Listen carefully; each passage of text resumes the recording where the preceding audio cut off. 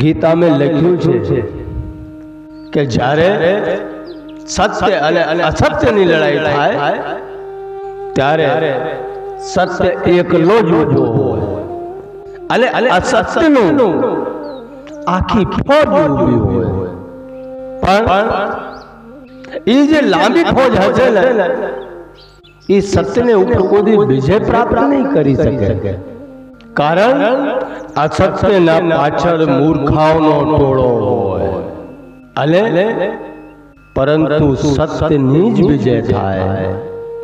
એટલે ગીતાની અંદર ભગવાને સ્પષ્ટ કીધું છે કે મૂર્ખાઓના ટોળાને પાછળ ઊભા રહેવા કરતા સત્યને જ્યાં માણસ લડતા હોય એને જોડે ઊભો રહીને પોતાના કાંઈક સારા કર્મો કરતા જજો. કેમ કે મૂર્ખાઓનો ઇતિહાસ નથી બનતા, ઇતિહાસ બને છે જે સત્ય માટે લડ્યા હોય. આદિ અનાદિ કાળથી જે સત્યની લડાઈ ચાલી રહી છે એ સત્ય માટે કેટલા વીર યોદ્ધાઓ પોતાના પ્રાણ દઈ ચૂક્યા છે. આજે એ વીર યોદ્ધાઓના ઇતિહાસ ગવાય છે કે મૂર્ખાઓના ઇતિહાસ ગવાતા જોયા કોઈ દી?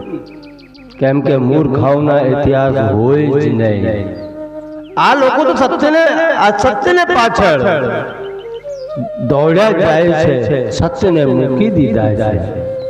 જે દિવસ આપણે સત્યને પકડશું તો આ સમાજ, હા કહું છું, ધ્યાન રાખજો કે સત્યને જોડે ઊભા રહેવા વાળાને ફૂલ તકલીફ આપશે, પૂરેપૂરી તકલીફો આપવાના છે.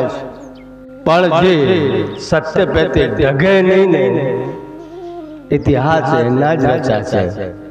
નહીં તો આ ભારત વર્ષની અંદર સત્ય और असत्यની લડાઈ આજથી નહીં, આદિ અનાદિ કાળથી ચલી આવી છે. એ આપણે વિચાર કરવાના છે કે આપણે જે રામ સત્ય ઉપર લડ્યા હતા એને જોડે ઊભા રહીશું કે જે રાવણ અસત્યના માર્ગે ચાલીને કુકર્મ કરીને લડતા હતા એને સાથે ઊભા રહીશું. રામ और રાવણને તો નક્કી આપણે જ કરવાના છે. એક બાજુ પાંડવોની 5ની ફોજ છે, એક બાજુ કૌરવોની અસંખ્ય ફોજ છે, પણ ફર્ક એટલું જ રહ્યો કે સત્ય और असत्य, કૌરવો અસત્ય ઉપર હતા અને પાંડવો સત્ય ઉપર હતા, એટલે છેલ્લે વિજય સત્યની થઈ. હજી તો એવા મૂર્ખાઓ ઘણા પડ્યા છે જે બે બાજુની ડબલી વગાડે છે છતાં કોઈ સત્યના માર્ગે ચાલવા માટે ઊભા થયા હોય તો એને પગ ખેંચવા માટે તરત જ ઊભા હોય, અને એને જ્યારે સમજણ આવશે ત્યાં સુધી બહુ મોડો થઈ ગયો હોય. એટલે આપણે વિચાર કરવાનો કે આપણે આપણી પ્રજાને શું કહેવાના છીએ, સત્યનો માર્ગ દેવાના છીએ કે અસત્યનો માર્ગ દેવાના છીએ? બાત માર્ગની છે મારા બાપ.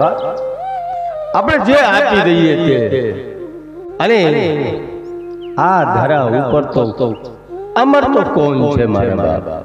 અજર અમર અવિનાશી તો આ જીવ સહેજ નહીં જે આ ધરા ઉપર આવ્યા છે. એક દિન આ શરીર, આ ધરા છોડીને પરબ્રહ્મને ઘર જવું પડશે. પણ મેં કીધું એમ કાંઈક સારું કરતા જાજો.